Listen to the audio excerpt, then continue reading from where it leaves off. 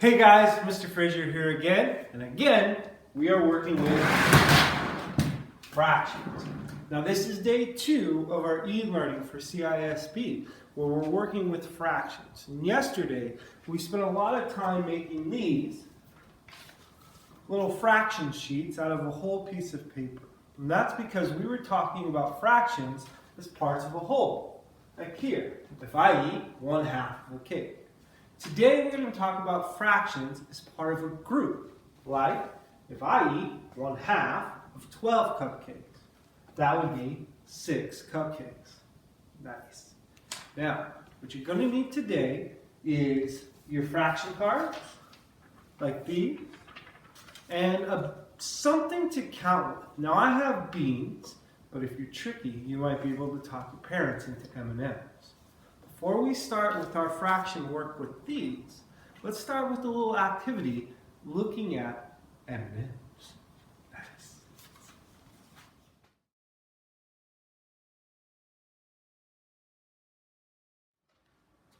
All right. Now, I've asked you to take a look at this picture of M&Ms. Delicious.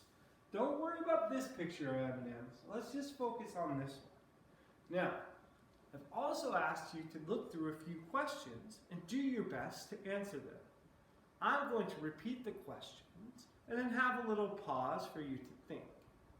You can pause the video at that point and talk with somebody by you, maybe a parent or a sibling or a friend if they've come over. Then replay the video and I will talk about the answer. So here we go. Without counting, estimate which color would represent the biggest fraction of candies. This is important that you do this as an estimation and not an actual mathematical strategy like counting and dividing. So, what do you think? Which would represent the biggest fraction?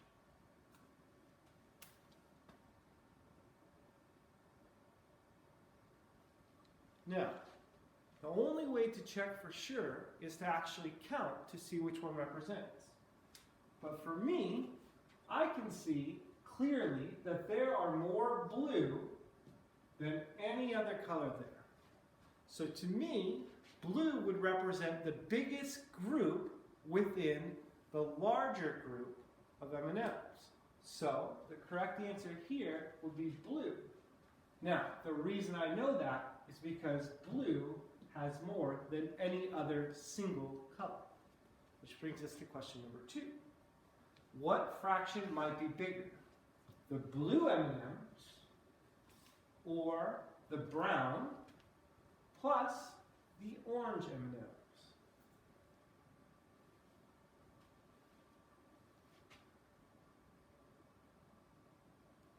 Now this one's a little trickier because you have to estimate both brown and yellow versus blue M&Ms. Oh, I'm sorry, not brown and yellow, brown and orange. Brown and orange M&Ms versus the blue M&Ms. Which one would have a bigger fraction?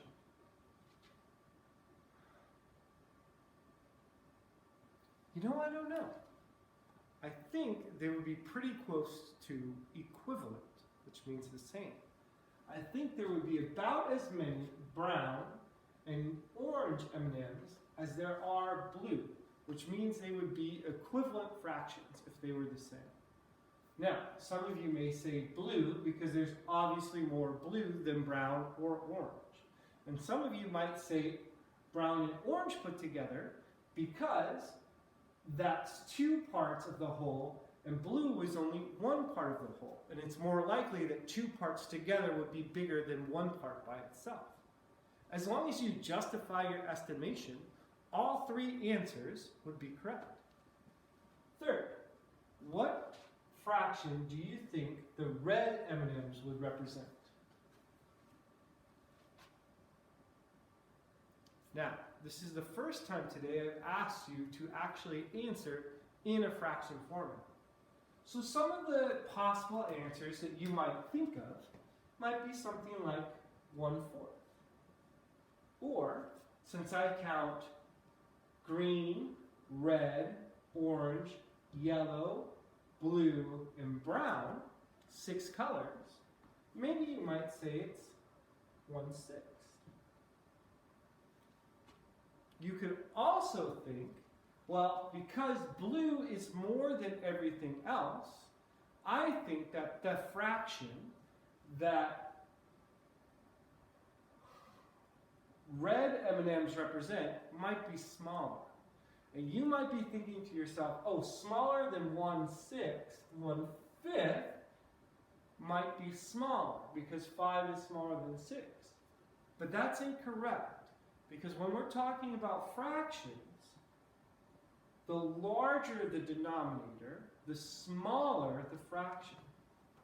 So it might be something like 1/7. Now, in order to figure this out, we need to count all of these M&Ms. Luckily, I counted before, and there are 94 total M&Ms. But I'm not sure how many red M&Ms there are. Count with me here. 1, 2, 3, 4, 5, 6, 7, 8, 9, 10, 11, 12, and this guy up here would be 13. So our fraction would be 13 over 94, which is pretty difficult for us to figure out. That's somewhere close to which one of these? Have a think. Well, let's do a little math. If we were going to say that this is 1 on the top, then we would divide the bottom by 13. So 94 divided by 13. Now I know it can go in at least 6 times, but let's try 7 for fun. So 7 here would be 7 times 3 is 21. Carry our 2 here. 7 times 1 is 7, plus 2 would be 9. So we go in at least 7 times. So our closest estimate is 1/7. The next question asks us to think about the brown M&Ms. Again, we know that 94 is our total. So let's count the brown M&Ms. 1, 2, 3, 4, 5, 6, 7, 8, 9. 9 out of 94 M&Ms are brown.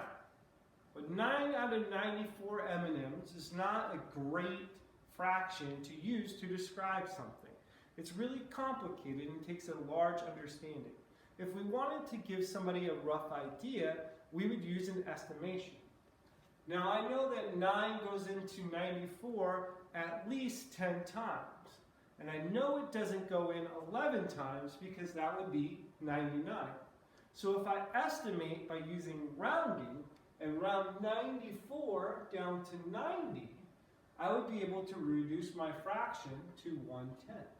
And I could say something like, the brown M&Ms represent about 1/10 of the total M&Ms. Easy. The last question asks us for the blue M&Ms. What do you think? Could it be 1/2? Would it be 1/10? Like the brown M&Ms? Or might it be somewhere in the middle? Like 1/5. Let's have a look. Again, we know that we have 94 M&Ms total. So let's count our blues. 1, 2, 3, 4, 5, 6, 7, 8, 9, 10, 11, 12, 13, 14, 15, 16, 17, 18, 19, 20, 21, 22, 23. 23 out of 94 M&Ms. Now, if you wanted to explain to somebody in an estimate about how many, what fraction would you use to show 23 of 94? That's something I want you to think about on your own. What we're going to do now requires you to get a counter and your sheets from yesterday, and we're going to go over to the table and show you the next part of the exercise for today. Hope you had fun. Now